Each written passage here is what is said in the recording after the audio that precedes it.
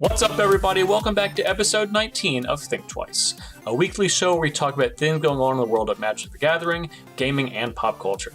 As always, I'm your host, Justin Parnell, joined by my co-host, Ali Aintrazi, and this week we talk about our near miss in the team event in Baltimore, unstable in our favorite cards within the set, and of course, music.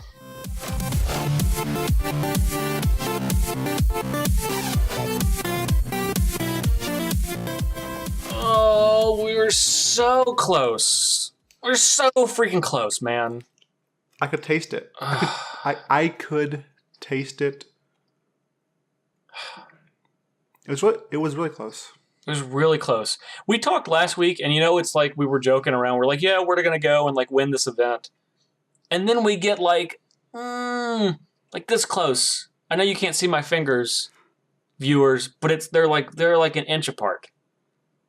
We were literally one game away. Not one match. Well, one game away from the finals.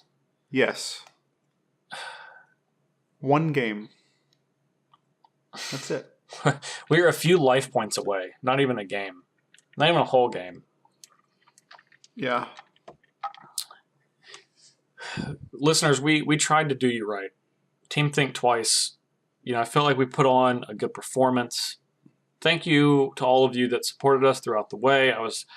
I kind of give everybody an update at the end of each day and at the end of the Swiss and then the top 8.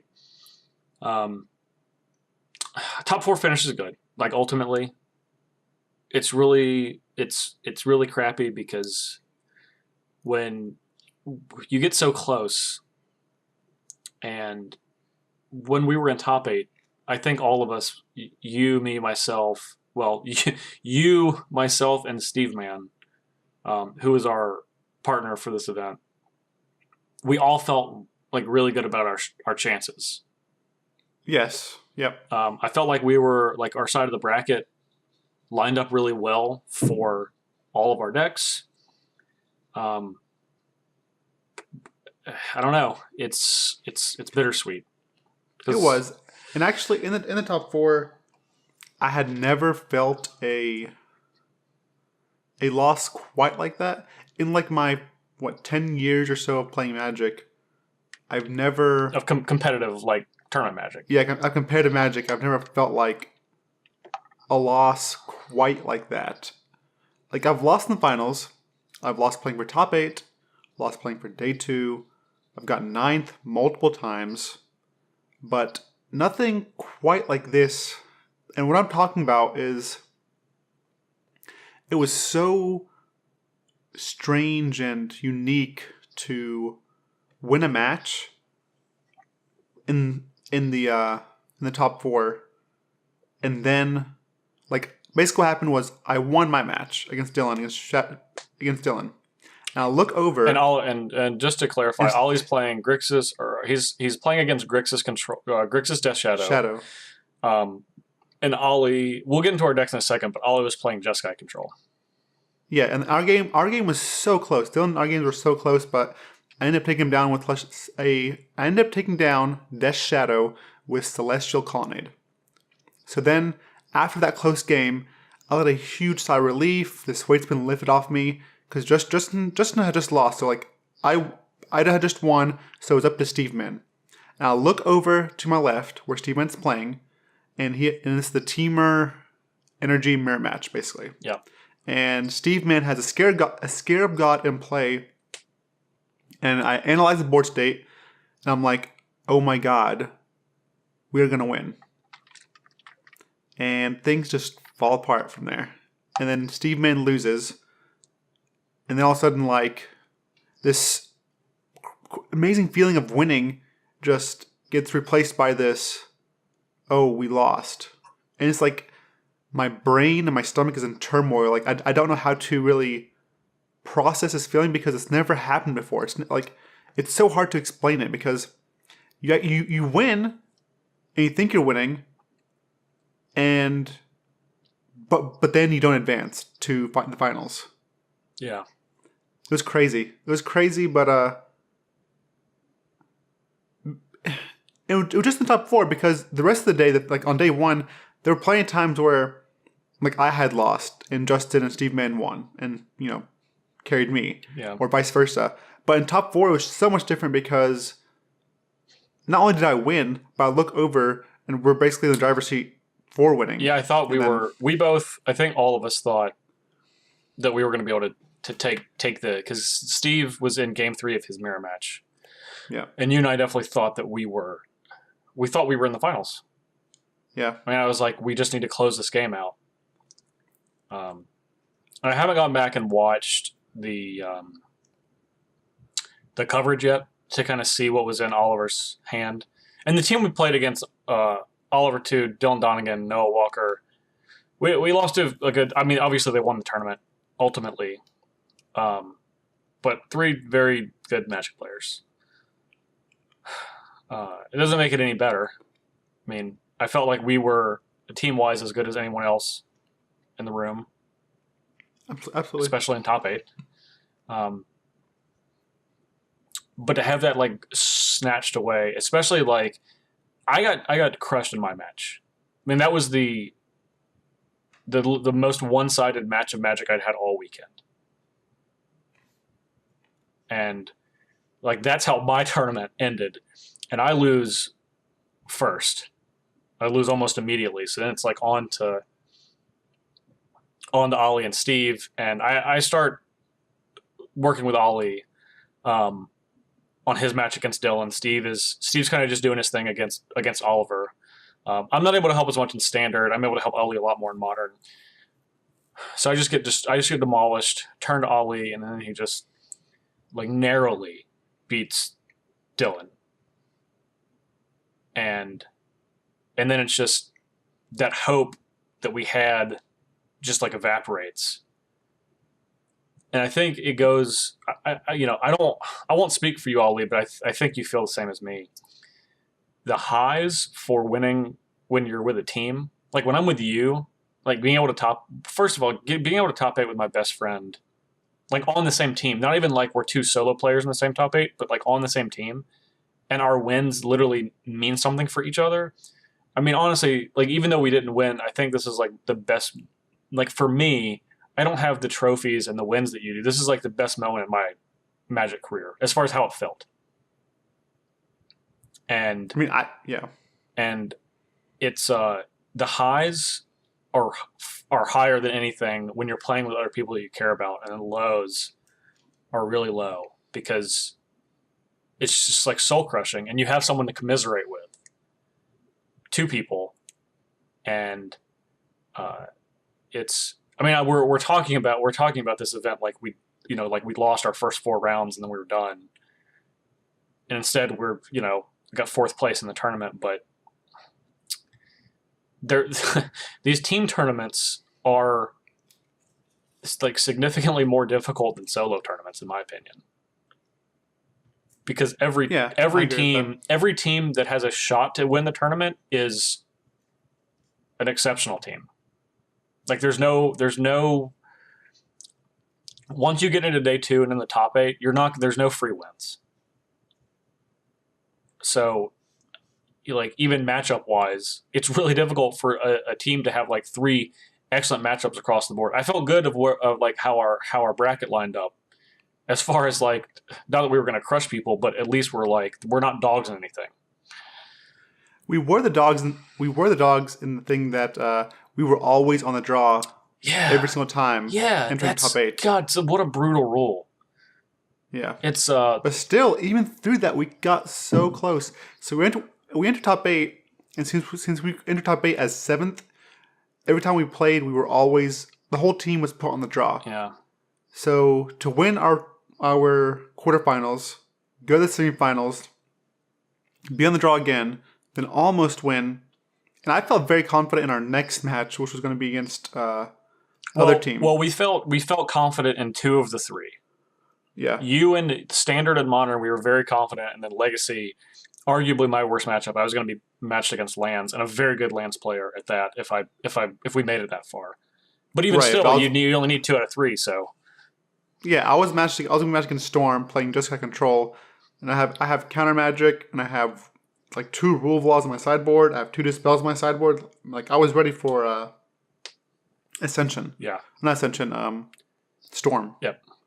This is a matchup we had talked about a lot going into this event. I'm really prepared for. Yeah.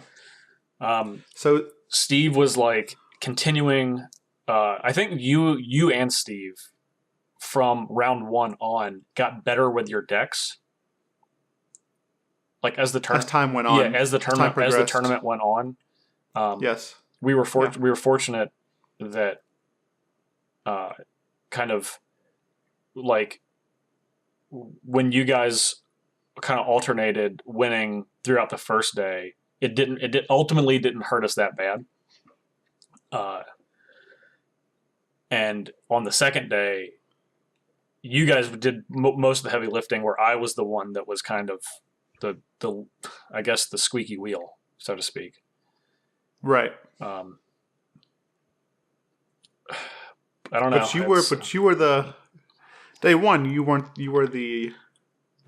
You were just carrying both of us. Yeah. I felt like so. Yeah. And honestly, I mean, this is how it's supposed to work. I mean, because we're not, I think when I look back at the event, I think we all ended up with almost the exact same record, like between the entire tournament. Yeah, I did probably. Yeah, I think we talked about this. Day one, I had the best performance. Then Steve was in the middle. Then Ollie was on the bottom. And for day 2, and in top 8, we flipped that. Yeah, I was the best in day 2. And then Steve Man stayed essentially the same. Yeah. And I was the worst. I was the one that had the worst record in day 2. But it was I don't know. I felt like and I want to talk about Steve a little bit, because last week we were joking and saying like, oh, like I've never played with this guy, like I've never had a meaningful conversation. And like after this event, like we all stayed in a hotel room together and we had ate all our meals together. One, I think that's incredibly important for team events. Like we talked to one of our other friends, Justin Choi, and he was like, my team has one rule: we don't talk to each other between rounds. And it's like, I get it, because you're playing, you're but side by side with these guys for the whole event. But I felt like we were all so invested in how each other were doing, overall throughout the entire weekend, not just when we're sitting down playing our matches, even though of course we were then. But to go from not having any meaningful interaction with someone to being oh, I can definitely call this person a friend now. Yeah, absolutely. And we went through this this pretty awesome experience over the course of Friday night to Saturday to Sunday night. A lot of highs, a lot of lows. No, but we did everything together. We traveled together. Yep. We ate together. You and Steve pooped at the same time. That was weird. Exactly. Yeah. I mean, it was fantastic. Yeah. But seriously though, and honestly, I slept with you. I slept with him. Yep. Switched off. I did win the bed for my day 1 performance, the solo bed. Yeah. That's why I switched. Yep. Yeah. Ollie and I shared a bed the first night, Friday night, and then Ollie said in the morning before the event started, whoever has the best record day 1 gets the bed to himself. So I like to think that was my main motivation. And then after that, you have nothing to do. I'm gonna get my own. I'm gonna be able to sleep in my own bed tonight eventually. So yeah. No, but that way, I think doing everything and being caring about your team is really important. As long as you have people that you feel like you're on the same level with as far as Magic wise, because ultimately you and Steve are better Magic players than I am, but I'm very good at a couple of formats, and Legacy is one of them. Yeah, I agree with that. I mean, I do feel like I was one of the better Legacy players in the tournament. And I got paired with 2 of the better players in the tournament who aren't as comfortable with Legacy as I am. So it made for a really awesome team dynamic. We were talking about on the car ride home that we all could help one other person with their matches. Like, I don't know Standard at all. The last time I played literally a game of Standard is in the Invitational, in the Starts the Games Invitational in like July, and then before that it was January. So I've literally played 2 events of Standard this entire year. So I can't Master. I can't help Steve at all, but I can help Ali. I can help Ali with Modern. So when when he wanted to ask someone about a play, he was like, we were the ones that talked. And then fortunately, Ali is able to help Steve at Standard because I don't know shit about Standard. And they were sitting beside each other. Unfortunately, the person that could help me with Legacy was Steve, and that wasn't able to happen as much because Ali just doesn't play Legacy. But in some other place and time, Steve's able to help me with that. It's just that I think he finished his match before me one time in the whole tournament. And that was a round that I finished my match like 2 minutes later. Yeah. So I feel like the most questions I asked during the whole entire tournament was, hey, do you keep this hand? Yeah. Do I mulligan this hand? Yeah. Do I keep this hand? Do I mulligan this hand? There was a point, actually, I think it was in the top 4, where Steve is playing the Tiermare match. I'm playing against Dylan, and I finished my match against Dylan with Dylan. Yeah. And he looks over to me. He's like, "Wait, you won?"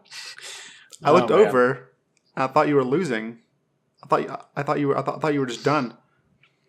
And afterwards, I tell Steve, with Jessica control, I'm always losing. I'm losing with my opening hand. I'm losing when I play my land. I'm losing when I draw my card.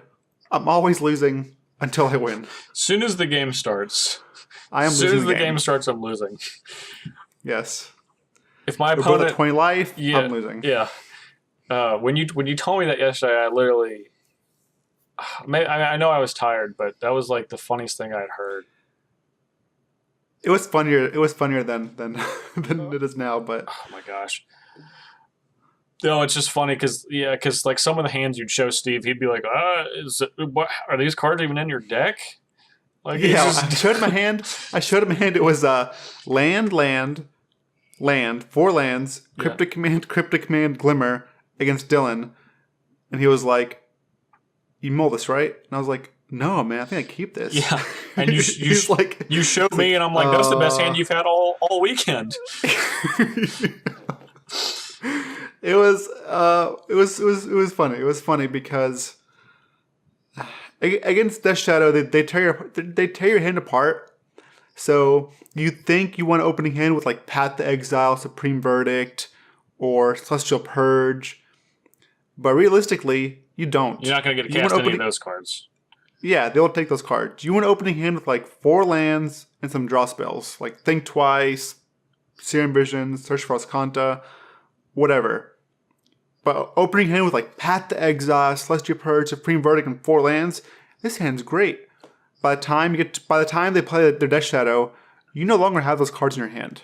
They've been stripped. So it was really funny. So I played. We haven't talked about the deck I played at all, but I played Sultai Delver and Legacy, which I thought was great. I was really happy with it. I'll probably play it again at. I guess it depends on when the next time I play a Legacy event. Probably not till January. I think there's another team event in January in Philadelphia that we were talking about, that we're looking at. Hopefully we can run that one back. Yeah, I hope so. But that's up to Steve. He's the new addition. But I felt like not only magic wise, but just personality wise and discussion wise, we kind of fit together really well. So I hope that's maybe Steve listen to this now. Steve, if you're listening, yeah, this is a formal invite. I mean, I think we already did, but yes, this is a public invite. Okay. Yeah, I guess it's not very formal. It's the opposite of formal. Yeah, this is a public invitation. Will you be our Valentine? Check yes, no, check yes or no, or maybe. Don't check maybe. Actually, I don't like maybe. I don't even give people the choice of maybe. That is a tease, in a bad way. First of all, just no maybe. Tease. No maybe. Why would you even offer? That is like maybe? Leading on. That's hedging. There's no need. I'm gonna hedge you. I'm gonna hedge you. You're a hedgehog. Well, Ollie, as you are familiar, we have a new segment called Question of the Week. And this is where Director Choi puts in dramatic music. Dun-dun, yep, like that. So, bum, bum. Question of the Week this week. Ollie, are team events superior to solo events?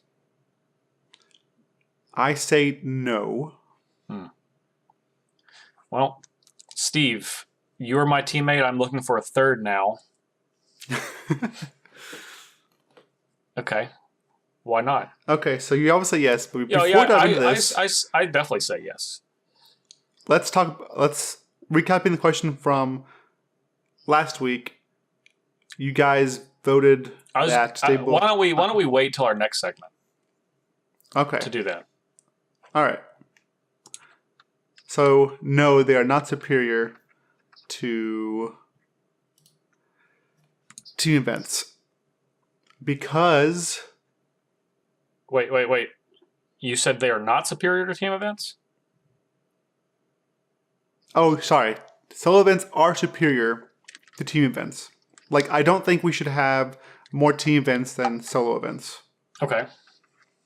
Because, one, they're harder. Two, if you're entering Magic from, like, if you're new, it's going to be hard to get a team and do well. Like, you might have fun, but after a while, it's going to be hard. Team events also kind of form this clique aspect where you're with the same people almost over and over again. And it's kind of like high school-esque where you're like, you have your groups of 3 and it's kind of hard to impose and get a good teammates if those same people are always playing together. Like, why does a pro have any reason to play with you? So and if that's the case, how are you going to win? Like, you have to prove yourself, and you have to try to get in some way. So I think it's hard for a new player breaking into the competitive scene to just go ahead and start playing competitively if most of the events are team events, which every year we're getting more and more team events. Yes, we are. You know why? Because they're fun. Because they're better. They're better than going it alone. Don't go it alone. It's scary out there. They're not better. It is scary. But let me tell you why. Tell you why they're better. I'm all headphones. So I don't buy the argument that it's harder to break into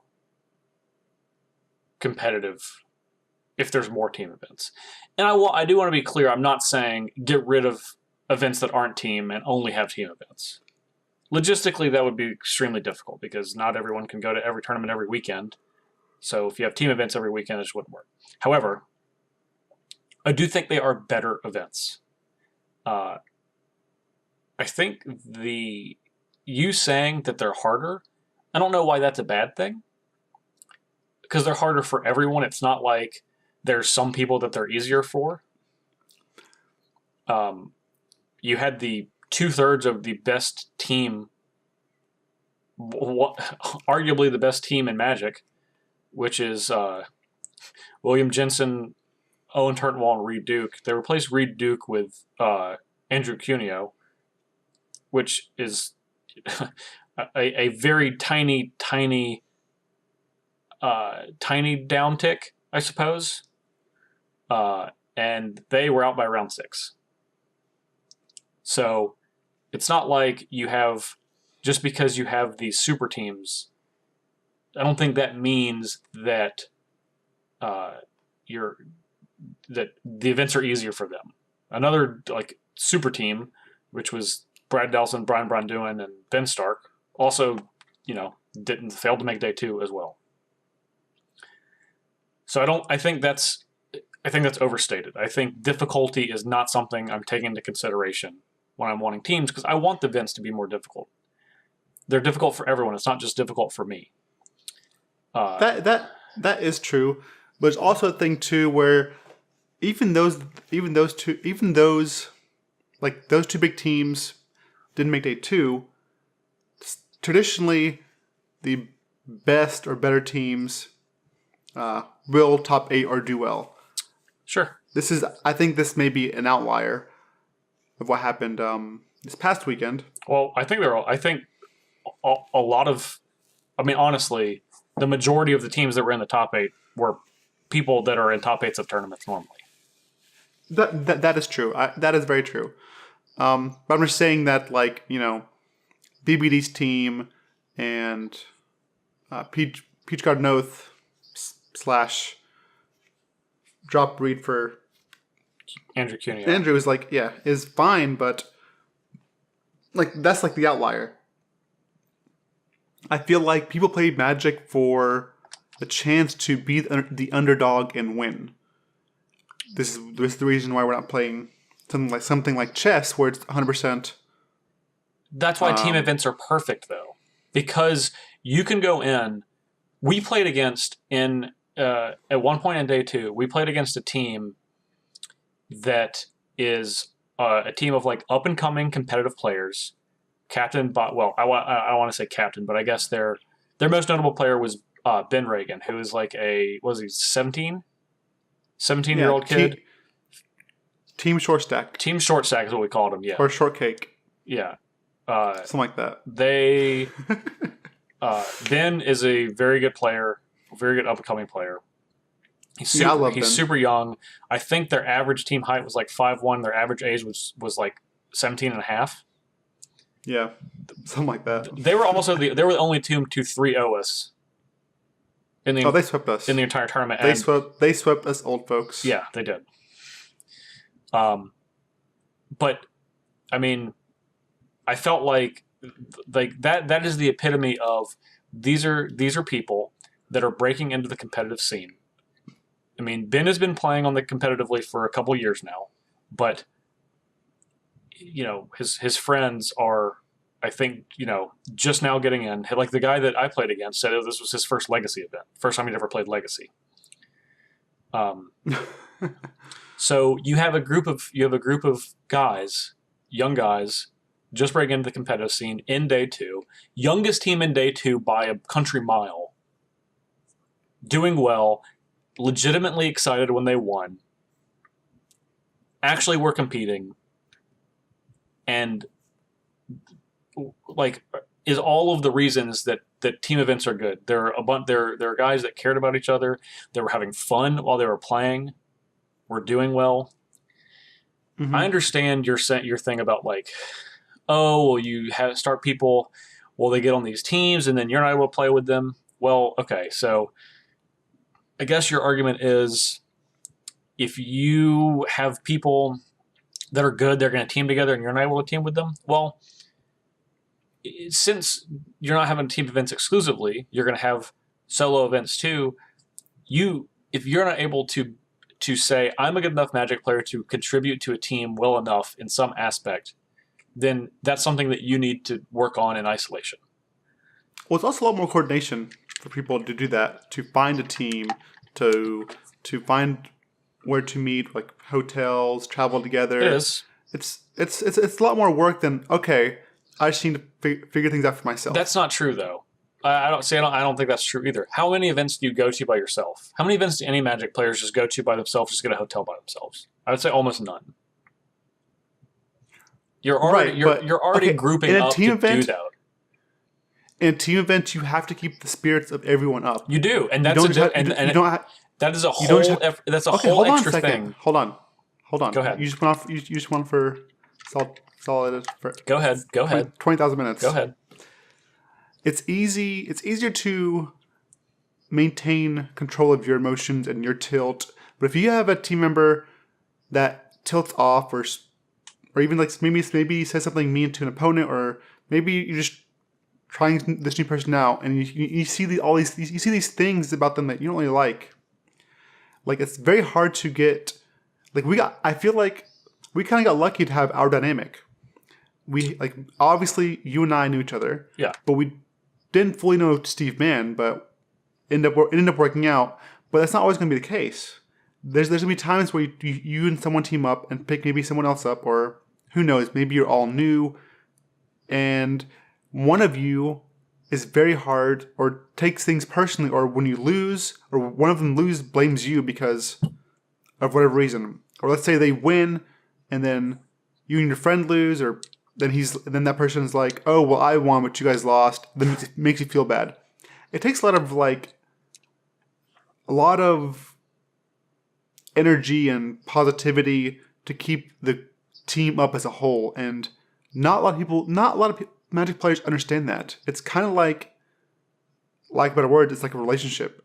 Oh, totally. It's hard to keep, totally. It's hard to keep up. You are one team, you're one item, and you need to support each other. Even if you're the winner and the other two lose, you can't rub that in. You have to support the other ones, and that can be stressful sometimes. It can be draining. Oh yeah, I agree with that. I agree with that. Right.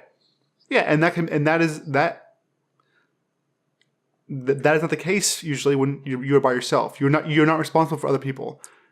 So that's why I don't think they are superior to solo events. But you could have it the other way around too, because if you're someone that gets self-defeated easily, like when you lose, some people, the first loss, they start to kind of unravel.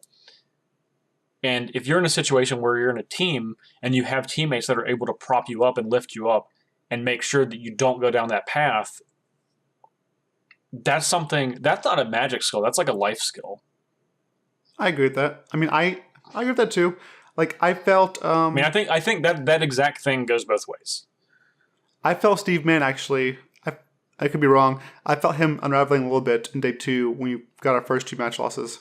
Yeah, because we started off the day 0-2, and then right. We didn't lose again until we lost in the semifinals. I think this is a good topic. It's a tough one. We'll let the audience tell us what they think. So what do you guys think? Are team events superior to solo events? Ali says no, and Justin says yes. Yep. You can let us know at Ali Aintrazi on Twitter, at jparnell1 on Twitter, or of course at Thinktwice MTG on Twitter. We'll be posting the question of the week when this episode goes live for everyone. But I think it's a good question. I think you guys should. I'm sure you have a lot to say about it. So let us know what you guys think. But we're going to jump out for a second. We'll be right back with our discussion about Unstable.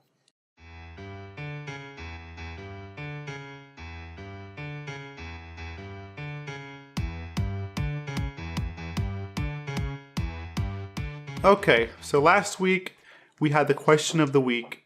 Should unsets be made if they are not going to be legal in essentially any format that they're not like drafted? So they're not legal in sanctioned events. Constructed they're not format. legal in they're not even legal in Commander. They're not legal in Cube. Some people don't like them in Cube. Yeah. Yeah, and you guys said yes, they should still continue to make unsets because they are fun. And they are. So that was to be clear, I was on the side of fun. Ollie was on the side of hating fun. I was not hating fun. I don't know. That's not what our audience thinks. I was hating fun getting taken away from me. I was hating getting shown these cool toys and be like, you can't play with these though. You were on the side of, if I can't have the fun, no one can have the fun. Get rid of the fun forever. No. But you know what? That is not the case. But you know what? We're past that. That's what everyone thinks. There's no need to dwell on it. I don't want to beat this onto you. So it's fine. Ollie, you have seen... Now, as we're recording this, Unstable is still getting previewed. We haven't seen all the cards, but surely you've seen some. What is your favorite card that you've seen so far? The Nerf one. That is not from this set. Is it not? That is from the HasCon promotional set. Oh my god, that was my favorite one. Yeah. That was one. That was one. I was right. All right, you tell me what your favorite one is then. I wish I could say I was surprised that just happened, but here we are. I mean, I thought it was the Nerf one. I was ready to talk about the Nerf one. I know you did. My favorite card has... I gotta find the name of it, because I just lost the name. Oh, man. Nope. Hold on. Where is it? TikTok, Justin. Oh, Over My Dead Bodies. Oh, my God. This card is so awesome. Now, okay, now you guys remember last week when I was saying about cards in Cube, that you have to make sure you're doing fun and not just strictly more powerful. This card falls into this card is just outrageously powerful camp. Now, that being said, this does everything I want it to do. To read you guys the text, it says, Over My Dead Bodies is an enchantment for 4 black. Creature cards in graveyards, so all graveyards, can attack and block as though they were on the battlefield. Can block or be blocked only by creature cards in graveyard. Are zombies in addition to their other types, and have Undeath Touch. And Undeath Touch is if they would deal damage to a creature card, exile that card instead. Yeah, that card's absurd. Let's stop. And creature cards in your graveyard have haste. This card is totally awesome. It's also incredibly broken. You could literally, if you were playing this in Cube or Commander, you could literally just dump a bunch of things into your graveyard and play this and just kill people because they can't block your creatures unless they have a bunch of creatures in their graveyard. All right. This card is totally awesome. Ready for mine? I guess. What are you going to say? Another card's not in the set? No, Parnell. Okay, what are you going to say? Better than one. Okay. This is a green-white card. Green-white. Mm-hmm. 1 green, 1 white. Sorcery. A person outside the game becomes your teammate. Choose any number of cards in your hand, on top of your library, or on the battlefield under your control. Those cards become your teammate's hand, library, and permanents, respectively. So, this card's actually pretty freaking powerful. Yeah.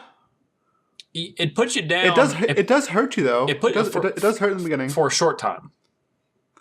The earlier you do it, the better it is. Yeah. I think. Yeah. Oh, yeah. If you cast this on turn 2 and you just give one of your lands to your teammate, and then, like, you know, the corresponding cards in your hand of that color, and you split your deck up, yeah, you literally are just playing 2-on-1. That's so awesome. That's so crazy. It is pretty awesome. Yeah. There's a lot of awesome cards in the set.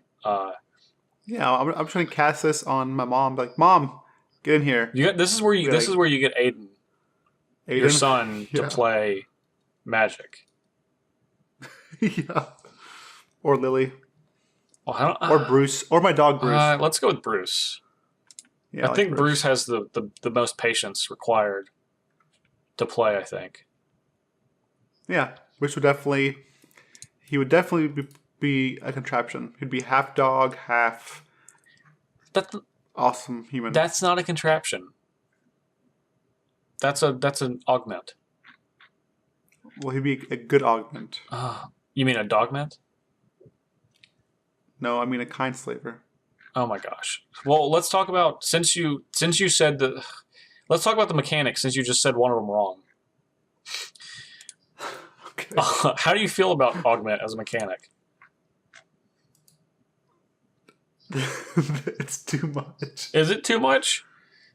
Yeah. I gotta be honest. When I first saw it, I hated it. I was like, "This is dumb," but now I think it's kind of cool. You would? Yeah, I like it. I think it's fine. I think it's gonna be a lot of fun to play with. It's not as like confusing as I thought it was gonna be. It's actually pretty simple. The host half always has some like triggered ability, and the creature with augment, which is the one you put on it, is always a whenever or at the beginning of at the end of turn or during your upkeep or something. So you can continually trigger the host ability. So I actually think it's going to be a lot of fun to do this, to have an augment type deck. I hope they have a lot of creatures that have host and augment. Because right now they that's only you. Right now they have like 10. 1, 2, 3, 4, 5, 6, 7, 8, 9, 10. 10 so far. I hope there's more. I just want more throwbacks. Okay, so you were saying players. So you're saying before a card that you liked. Kindslaver? Yeah. Yeah, I like Kindslaver. It's a throwback to Mindslaver. Mm-hmm. Kindslaver costs 5 to play and 5 to activate.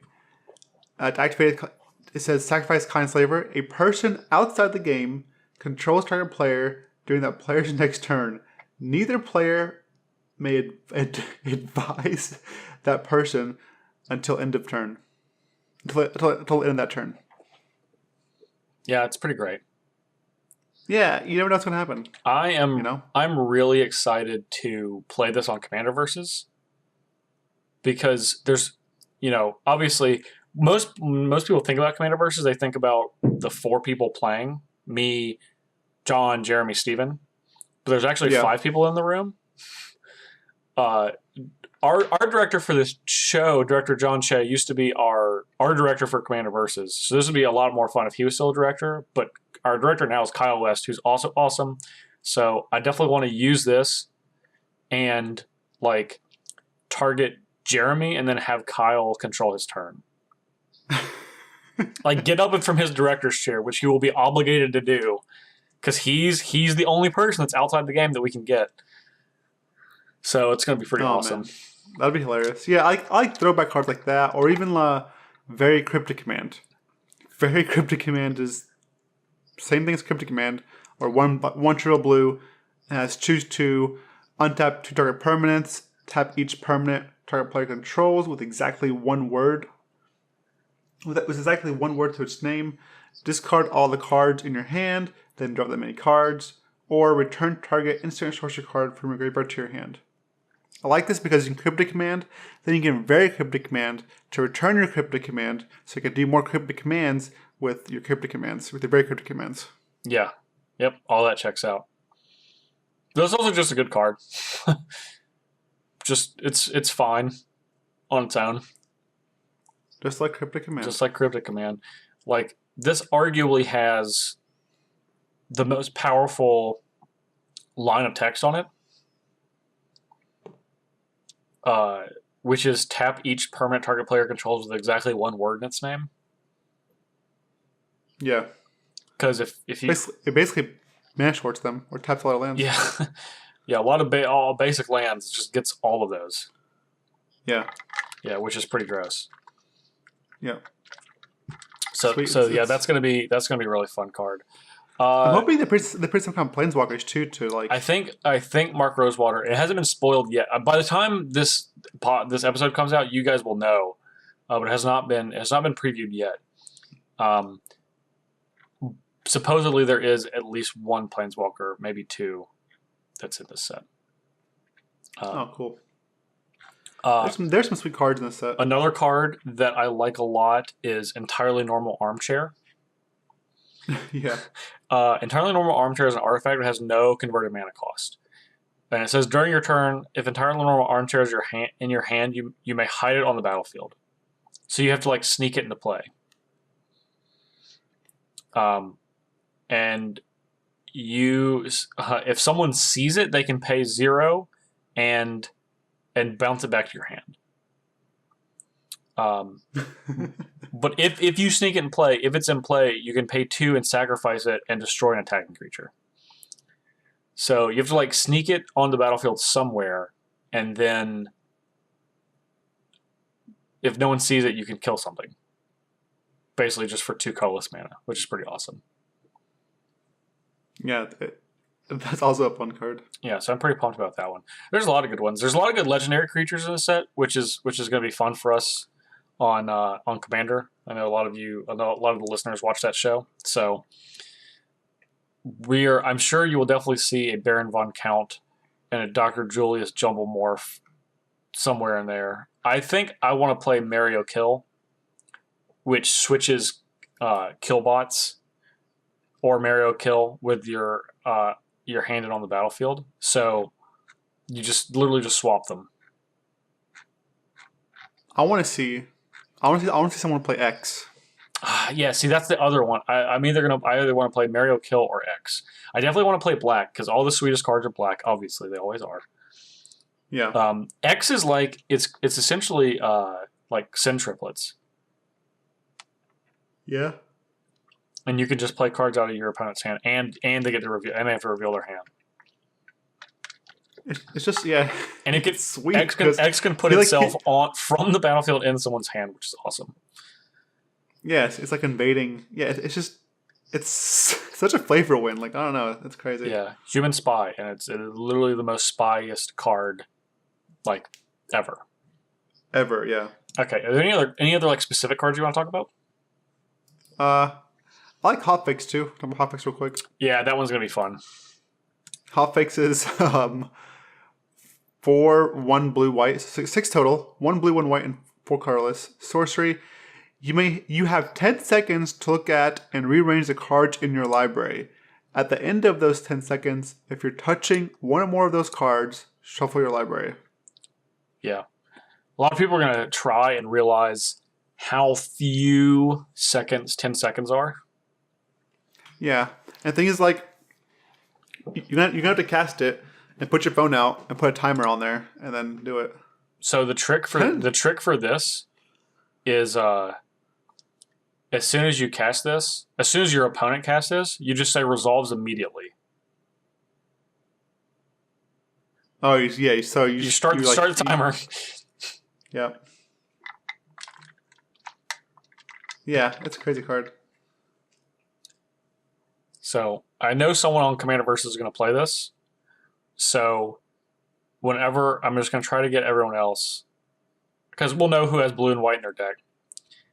And I'm just going to tell them secretly, hey, when it's probably going to be John. It's like Suarez is definitely going to have this card in his deck. This is a John Suarez card. Like just stack your deck. So when the other three, I'm just going to tell Jeremy and Steven, I'll be like, hey, when John casts Hotfix, everyone just say resolves immediately.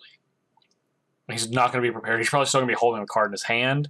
He's going to lose valuable seconds. He's probably going to fumble his deck around. Like you could just drop your deck if you're trying to like go too fast. It's great.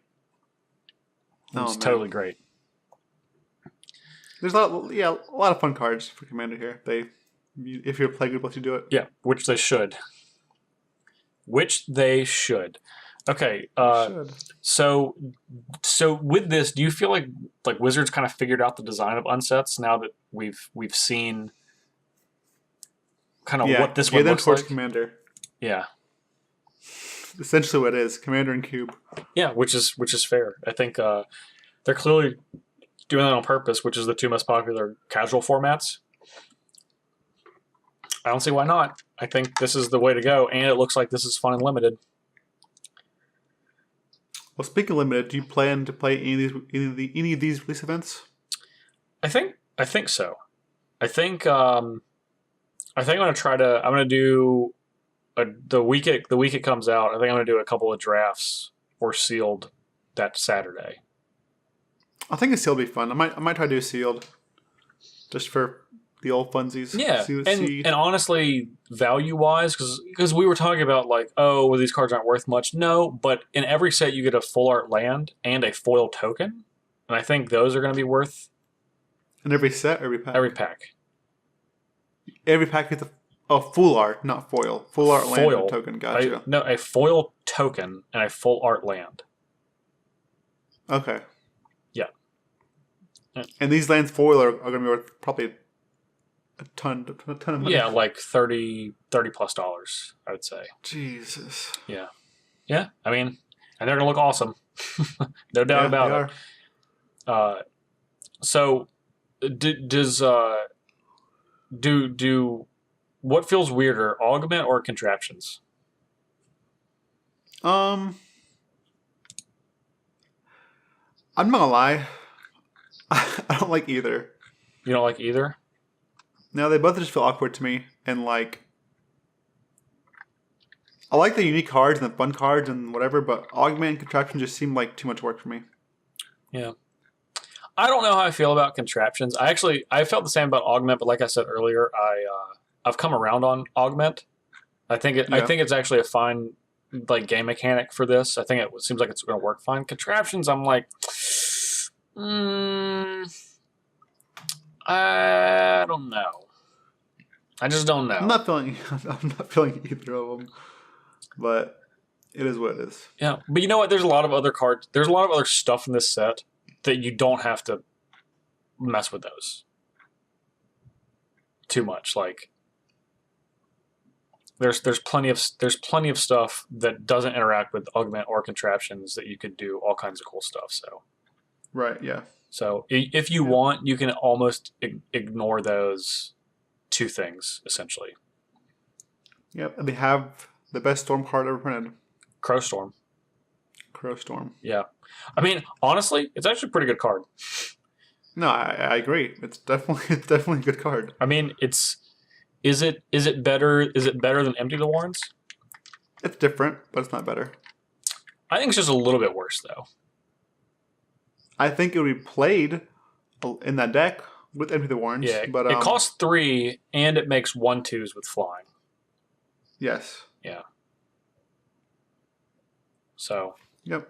But and also, well, actually, this is better. I lied, man. This is better than every card ever printed. What am I talking about? It's the best card. Okay. Yeah, I mean, it makes Stormcrows in more than one. Like, multiple. If you cast it just by itself, it's already the best card. Multiple Stormcrows. I mean, just casting it just on 3 to make a Stormcrow is game over.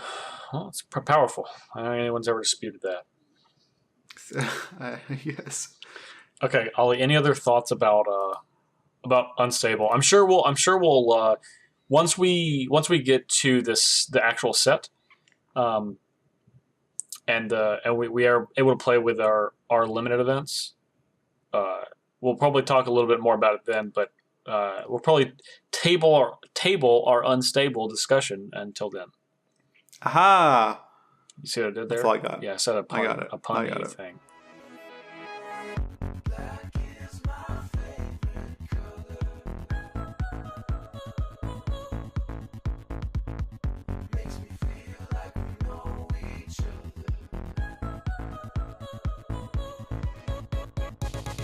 So, Ollie, we've talked about other games, or like other games that we play on this show. We've talked about TV shows. We've talked about movies. We haven't actually talked about a thing that is really important to both of our lives, and that is just music, just in general. Yeah, I can show you. Music can show you the world. Yeah, we talked a little bit about it last week, and you greatly disappointed me with your inability to be able to sing the best Disney song. Well, it wasn't shining, shimmering, and splendid for you? Look, don't act like you know the lyrics now. You know that I sang it to you after the podcast went off the next day.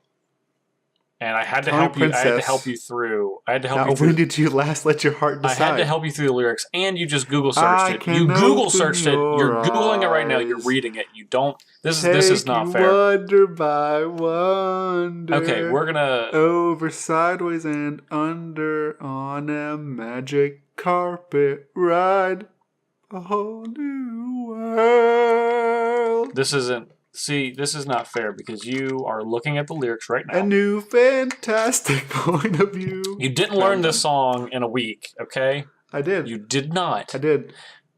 I memorized it. Ollie, how do you? Because I learned how much you love Aladdin. I do love Aladdin. It's my favorite Disney movie.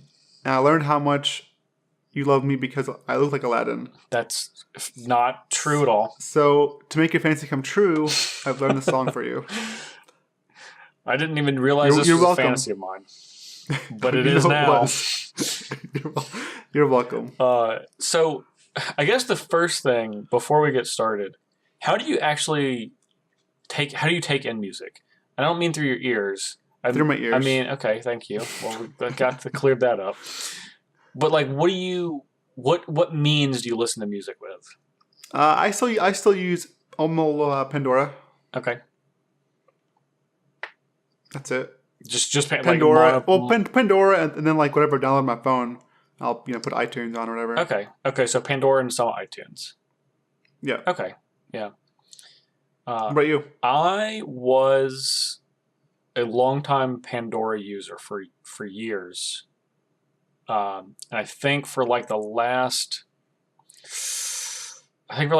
2 years, I switched over to Spotify. Maybe not even 2 years. I think like a year, maybe a year and a half ago, I switched over to Spotify, and I don't think I'm going to go back to Pandora. Well, I've reopened the box. Yeah, I've opened Pandora's box. I think I've closed the box. Now Pandora, and these are both streaming services, Pandora and Spotify, and iTunes.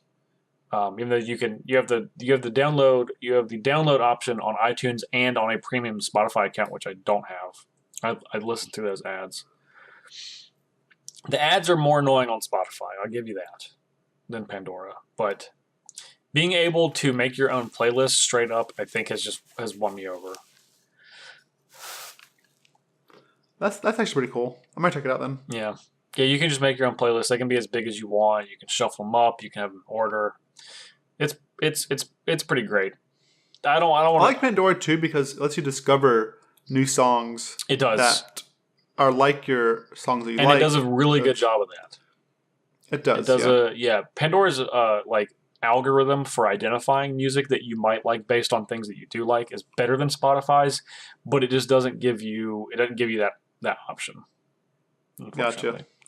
Okay, so for genres of music, I think we're both pretty varied. What would you? Yeah, I agree. What would you consider that like your favorite genres? My favorite genre, I don't even know. That's because like I don't know. I honestly don't know what songs go into a genre. Okay. Like I'm not even gonna lie. Like I'll be honest with you. Like I just listen to music because of it sounds good. I like the lyrics. I like the beat. I like the duet or whatever. But I don't even know what the genres are. Like it's kind of hard to identify between hip hop and. What else is there? Like I don't even know. You just listen to music, whatever sounds like music. Yeah, I just listen to music, and I don't necessarily. I don't even know the genres are specifically like. So well, maybe as we go through this list or this discussion, maybe we can figure out. Maybe the listeners. I always want to say viewers. Maybe the listeners can help us figure out what we think your favorite genres are. All right, I'll start with mine. I have a pretty wide music tastes. Honestly, about the only genre of music I don't listen to is country. When I was younger, I listened to a lot of like rock and like alt rock and hip hop. And in like over like the last 10 years, I've really listened to a lot more pop, which I'm surprised I like as much as I do. So now I would say I listen to like a lot lighter alternative, still a bunch of hip hop, and probably pop still. And I think you actually like a bunch of pop, but it's like alternative pop. It's not like super poppy pop. Yeah, see, I don't know what that means. Yeah. That's the problem. Yeah. You got to get on your genres. So yeah. Anyway, but we'll keep moving on through. All right. So next up, we all had that time in middle school, high school, where we're a little emo. Some of us had parachute pants, some didn't. We listened to some kind of songs to get us through our angsty middle school / high school years. My band for doing that was Linkin Park. I didn't even know I like this type of music. A friend showed me the band. He was listening to it. He's like, listen to this. The first time I listened to them, I hated them. It's like, they're just screaming. I don't get it. Like, what's crawling through his skin? What is it? I don't know. I don't get it. But then, I think one song finally stuck with me, and I started listening to them more, and then I became an angsty teen. I don't think I was ever angsty, but I definitely had that, and I think I still do to some degree, where you just have these moods where you just want to like crawl in a hole and just listen to music, Yeah. and that's it. Yeah. And I definitely had like a progression. So like middle school, my two favorite bands, and this is going to start showing the duality of all the stuff I listened to. Was Third Eye Blind and the Spice Girls. Spice Girls was like the first like poppy group that I listened to, which are still great. Still holds up. Great, two fantastic pop albums. And then kind of going into high school, I started listening to a lot more hip hop. Eminem was like super duper popular. So I listened to a lot of Eminem. And then what I would call my first favorite band, which was Incubus, those are probably like the two things that I listened to a lot in high school. And I still love a lot of Incubus albums, several Eminem albums. I'm actually really excited for Eminem's new album. Hopefully it's good. Yeah, Linkin Park wasn't just Linkin Park. It was like just that whole type of Linkin Park music. It was like Linkin Park, Perfect Circle, System of a Down. Yeah. Just that whole. That's straight up that's like alt rock. Linkin Park Linkin Park was a little more varied because they were like hip hop too, a little bit. Yeah. Yeah, that's basically what I listen to. So yeah. And all right, so what is the song that you feel like pumps you up the most? For Magic Advance or just anything in general, it has to be do you have one for Magic? Yeah, it's definitely Eye of the Tiger, Survivor. It's cliche, but it is. It's true. Cliche. It's true. Yeah, it's you fair. listen to it, you're like, especially Joe Herrera used to actually always turn the song on. I'd be like, it's cliche, but then like you start singing with it, and you're like, you feel it. It's definitely like a pump you up song. Like, get ready to do whatever you got to do and do it well. So yeah, that's easily mine. For Magic or just in general? In general, Magic, work, okay. Not work. That would make the song bad. Just anything besides work. Okay, anything but work. Okay. Yeah. What about you? I felt like, so I do have one. I kind of go. That's like a go in phases type thing, but I definitely have three that I can think of. I guess I'll say my classic one is "Don't Stop Me Now" by Queen, which is just a great song in general. But that's a good like pump you up, like get you like confidence going song. One of my recent ones, and this is one that I listened to ahead of like a lot of Magic tournaments, like in the last 3 years, is "Long Live the Chief" by Jadina. It's a rap song. Jadina is an awesome artist that it's probably I guess kind of coming up artist in the hip hop world. That song's super awesome. And then another one of my favorite artists, Drake, 0 to 100, is an awesome pump up song. It's literally going about 0 to 100, starting at nothing, going to 100.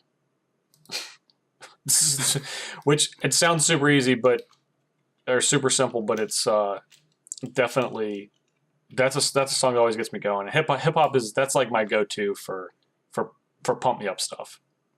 Also, yeah. Speaking of that, also like Remember the Name by Fort Minor. That one's a good pump up song too. Another Linkin Park song essentially. Not exactly Linkin Park, but not really. That's a very good pump you up song. Which one? Remember the Name. Yeah, I think so too. That's a great pump you up song. Yep. All right. So bands that you go to sleep, relax on, or just want to. Okay. Yeah, basically. So going to the opposite direction. Opposite direction here. Okay. I don't have a song, but if I had to go with the thing that like eases me the most, Yeah. that like if I really just need to just like mellow out and not, I don't know, I don't listen to music generally when I go to sleep, but definitely if I need to just like kind of relax and be able to focus, uh, Mm-hmm.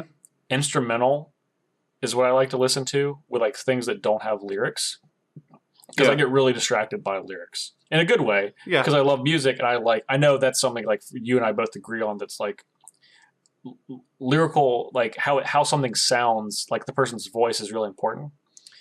Um, so I can't always like focus strictly on what I'm doing if I have lyrics. So Lindsay Sterling, uh, her music is that's like my go to for. All right, I need to just like To chill to out, chill. relax. Yeah. Yeah. Lindsay Sterling is good. I also listen to Explosion in the Sky.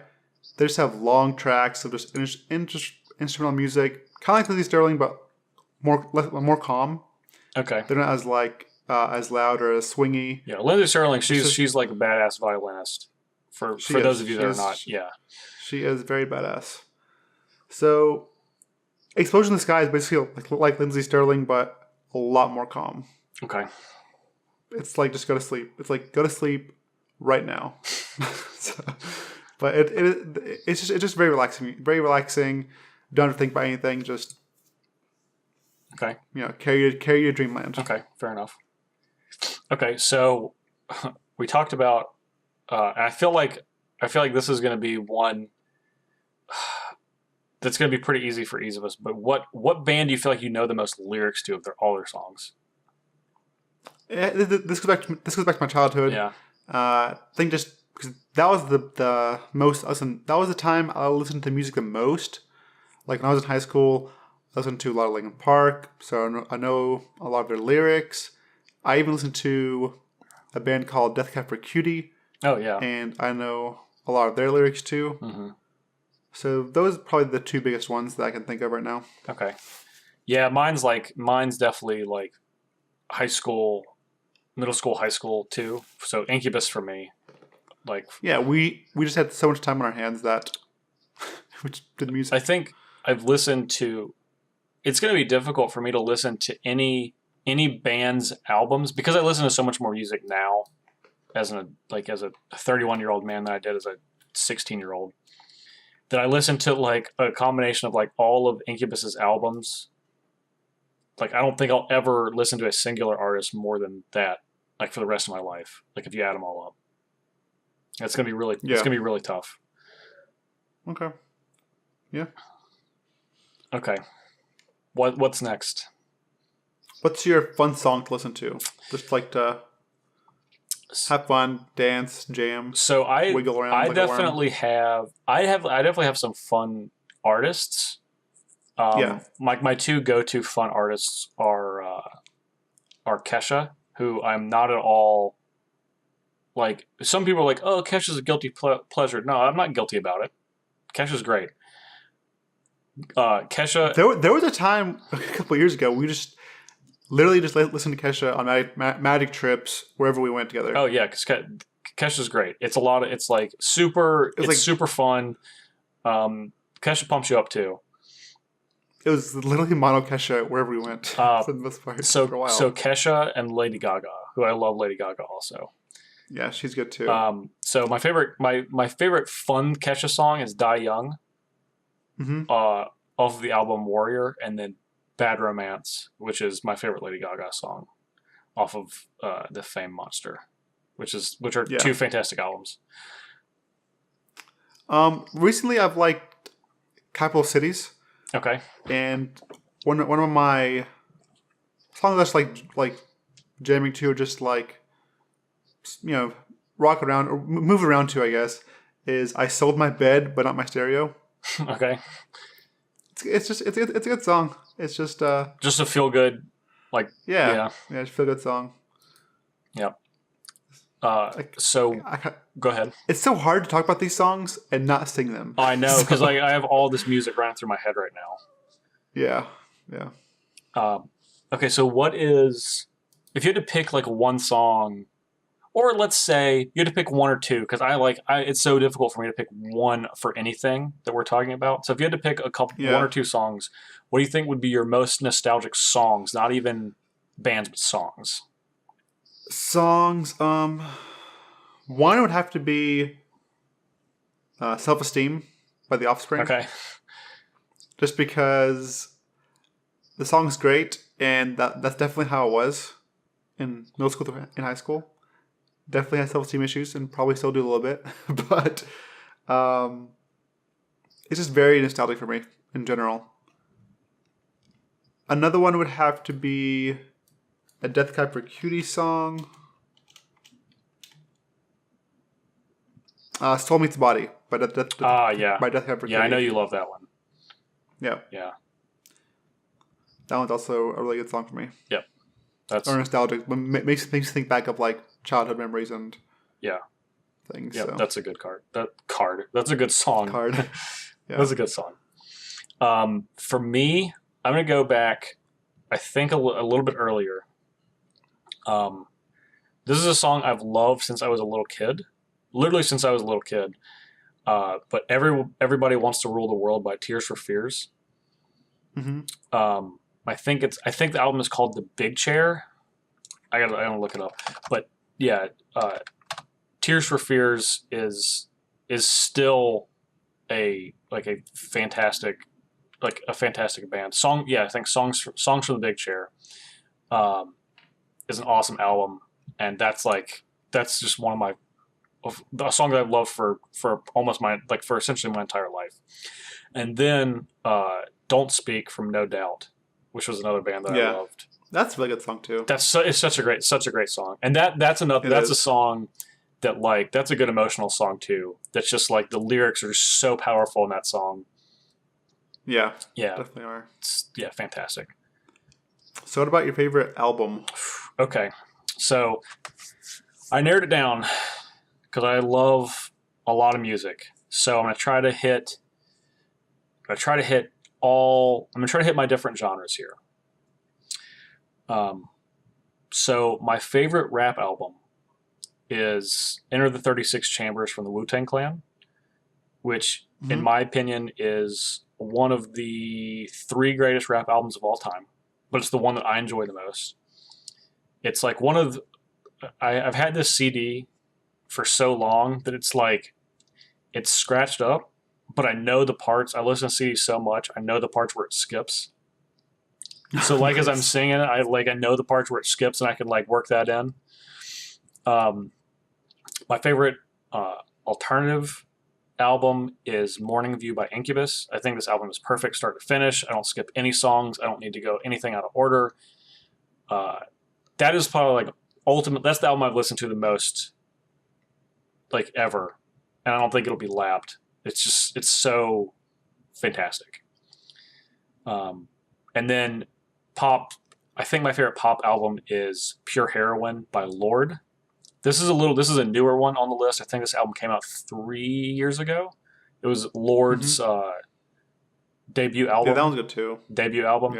Yeah. Ironically, Lorde did a cover of Everybody Wants to Rule the World a couple of years ago, which is completely awesome. She's one of my favorite current musicians. But her debut album is off the charts. Amazing. Yeah, I would. So, yeah, she's definitely on Pure Heroin is definitely one of mine too. I have Pure Heroin. Then I have Torches by Foster the People. That's a fantastic album too. That is what I can literally just listen to the whole album and just enjoy every single song on the entire album. I think the worst song on that album was the song that got them famous, which is Pumped Up Kicks. Yeah, but still great. Which is good. But that's saying something. Yeah, the whole album was just fantastic. Yeah, I think. And then there was on your side on Torches. There was a month span where I think I listened to the song Houdini 5 or 6 times a day. Yeah, Houdini is great too. Yeah, okay, the whole album is fantastic. It's a great album. It is definitely a great album. Yeah. Then just Hybrid Theory by Linkin Park is also good. Yeah. Just a nice throwback. It's just I feel like the album was just so good. So much time was put into it, so much effort, and the lyrics are all great. I feel like it's just one of the better albums. Well, I mean, So. a lot. Something people say about music is uh, they're hungriest when they're young, uh, and a lot of these albums we just named are debut albums for artists. Um, That makes sense. and I mean, I think Hybrid Theory. Actually, a lot of the albums we named are like considered some of the like in their genres, like some of the greatest albums. And Hybrid Theory is a great one. It still holds up. And I'm not even a big Linkin Park fan personally, but Yeah. that is just like start to finish a pretty great album. I'm sure a lot of listeners would agree. Torches is fantastic too. So those are definitely two really good choices. Yeah, Hybrid Meteor are like probably their best two, but yeah, good albums. Okay. Now, best artists that no one has heard of. I'm gonna go with Guster and Feist. And I have not even heard of Guster. When we were talking about this earlier, I had to like look him up. I'm like, what is this? So, what is Guster? I don't know. It's hard for me to tell you what. I'm not good at genres. Well, why don't you compare? Is there anything you can compare it to? It's kind of like Death Cab for Cutie, where they're like talking more so than is like a rap or a beat. So they're like alternative emo. Kind of, I guess. Okay. And it's like I guess, yeah. It's just feel. It's great. You should listen to it. I recommend Guster. I think he's great. One of my there's a lot of Guster songs I like. I think you've heard Guster. I think I played it in the car. There's a song called Satellite. Oh yeah. I know that song. You Are My Satellite. Yeah, you love that song. Yeah. Okay. I listen to it. Yeah, that is. You probably know as Guster. Yeah. Yeah. There's other ones. Okay. There's other Guster songs that are just great. Okay. You should definitely check them out. Okay. That's a good one. Like their newest one, I think is not the newest one, but another good one is called One Man Wrecking Machine. I've heard that song too. Yeah, I guess you've probably heard of them, but you've heard the songs, but didn't know who it was. Yeah. Okay. Yeah, those are both good. Those are both good. Yeah, those are their popular ones. So, or that one is a popular one. Okay. Did you have another one? No, go ahead. I'm good. Okay. My best artist no one has heard of, and this is actually my favorite artist right now, is a band called Sleigh Bells. Literally, it's not a Christmas band at all. In fact, it's like so far from it. You sent me this band. It kind of reminded me of God, Paramore. Yeah, a little bit more, a little more aggressive. Yes, yeah, Paramore, but more aggressive. Yeah. Yeah. So Sleigh Bells is like my girlfriend Meredith actually turned me on to this band, and they are, holy crap, amazing. I went to see them in concert earlier this year, and they're I loved them before then already. After I've listened to them for a little over a year now. But they're like noise pop is how she described them to me, and I think that's like the best description. It is poppy, but it's really like all of their stuff like pumps you up. You've probably heard a couple of their songs. They've been on. I know a few movies have had their songs in them, but their newest album actually just came out like last week. But the album before that, which is called Jessica Rabbit, is in my opinion their best album.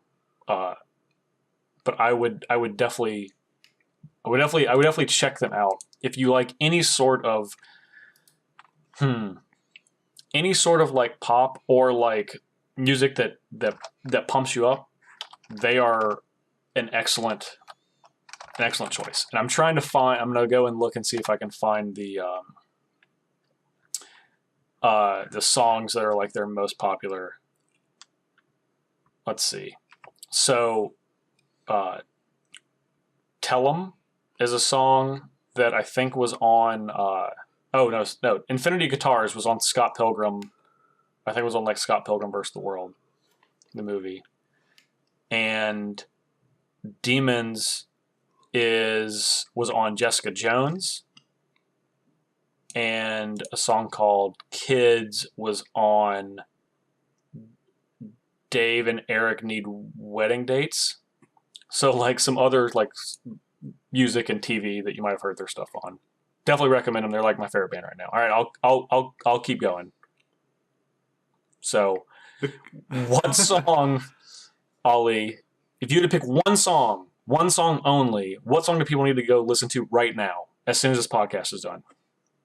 This kind of also goes back to our last topic, best artist no one has heard of. Yep. I recommend listening to this song called I Can Make You Love Me by British India. You definitely check it out. It's a great song. No one's ever heard of the band. That's anytime I've shared this band with anybody, no one's ever heard of it either. But the song "I Can Make You Love Me" by British India.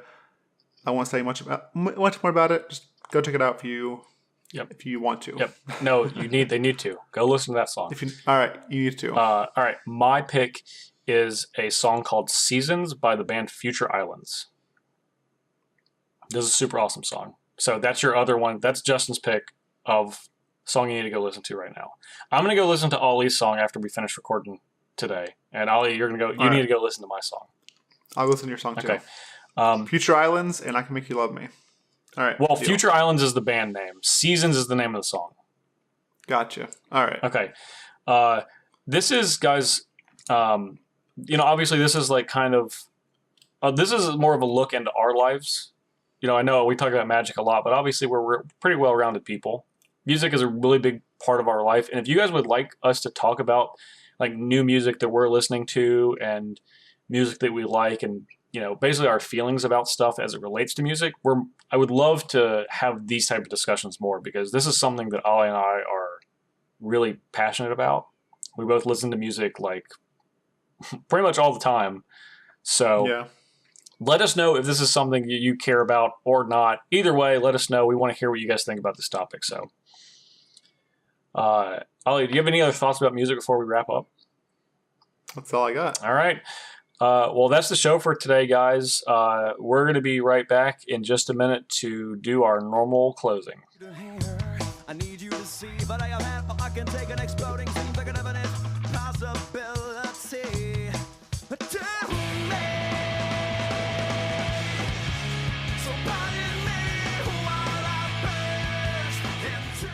Dude, I'm relaxing. I know we're saying, what do we do next week? Relax. I'm going to relax this weekend, just chill. I do know we're going to do one thing. What's that? Next week, one of our topics is going to be doing a discussion on the Justice League movie that we're both going to see. That's going to be exciting. So, actually, I'm going to go. Yeah, I'm going to watch that. So that's what I'm going to do. Both of us, we're going to do that over this next week. But that's it. I'm doing that and as little else as possible. Chillaxing. Yeah, I'll probably... Hex has a new expansion that came out. It was Dead of Winter. I'll probably check that out. Maybe mess around with it and brew some decks up. Have some fun. So I'll probably do that. I'll probably play the 1K too. They have 1K on Saturday. Okay. Probably check that out and just dirtle some new deck and see how it goes. But other than that, I'm not going anywhere. I'm not gonna travel too far. Just gonna copy you and chillax. It's a good plan. So as you're chillaxing, where can people find you? You can find me at gatheringmagic.com. My article goes up every Friday there. This Friday I talk about my Jessica deck that I played the Invitational and changes to it. You can find me at Ali Aintrazi on Twitter, and then on Twitch for twitch.tv/Ali Aintrazi. And that's it for me. What are you, Parnell? You can find me on Twitter also. You can follow me at jparnell1 on Twitter. And of course, you can find me on StarCityGames.com and YouTube. I'm the host of the Commander Versus series. We are getting to the close of Season 9, where I am dominating in points. We'll make it back-to-back. I finish out strong. We've had a great season. This is arguably the best season the show's ever had, just from an entertainment standpoint. So if for some reason you're listening to this podcast and you like being entertained, I don't care if you like Commander, please just go watch the show. I promise it's a lot of fun. Even if you don't like Commander, it's even just fun to listen to. Just put it on in the background. I promise you will like it. Outside of that, if you want to find the show, this show that you're listening to right now, you can find us on SoundCloud. You can find us on iTunes. You can find us on YouTube. We would love for you to share the show on any of those 3 platforms. If your fingers are feeling a little nimble, we would love you to leave us a review on iTunes. Hopefully a positive one because you enjoyed this podcast you just listened to. We'd love to hear comments on SoundCloud, iTunes, or YouTube. And of course, again, please share the show if you are even able whatsoever. If you want to contact the show, you can contact us at ThinktwiceMTG on Twitter, and you can email us directly, thinktwicemtg@gmail.com. A few of you guys have actually emailed, and we do appreciate that. It's been for me, I've been not at home very frequently over the last 2 weeks, so hopefully I'll be home a little more. So this is a great time if you guys want to chat with us at all. Those are definitely the 2 best channels to do so. You can also support the show through our Patreon page, which is patreon.com/thinktwicemtg. We have 2 tiers of support right now. We have our $1 plus Augur Bolus tier and our $5 plus Disciple Bolus tier. We are going to be continuing to figure out new things to do for Patreon supporters and ways to modify that so we can make sure that you guys get the stuff that you are looking for when you support the show, and that we can get your support in getting you exactly what you want to hear and things that you want associated with the show. Every week, I put up a new commander deck and let you guys vote on it for next week. This past week, the poll has not quite ended, but it really looks like Omnath Locust of Rage is going to win. So you can look for an Omnath deck that's going to be live for all Patreon supporters probably by the time you listen to this now, and there'll be a poll up for next week. So, as always, I want to give a special thanks to our director and producer John Choi and our graphic designer Amber West. We could not do the show without them. And of course, the best teammate and friend in the world, Ali Aintrazi. This has been a very good week for us, ultimately, even though we didn't win. Yeah, I agree. So, I love you too. Yeah, I love you very much, buddy. And we love you guys. Thank you guys so much for your support and so much for listening. And we'll talk to you guys next week. Yeah, enjoy your Turkey Day. Go have some food coma. Do what you do on Turkey Day. And we'll see you next week.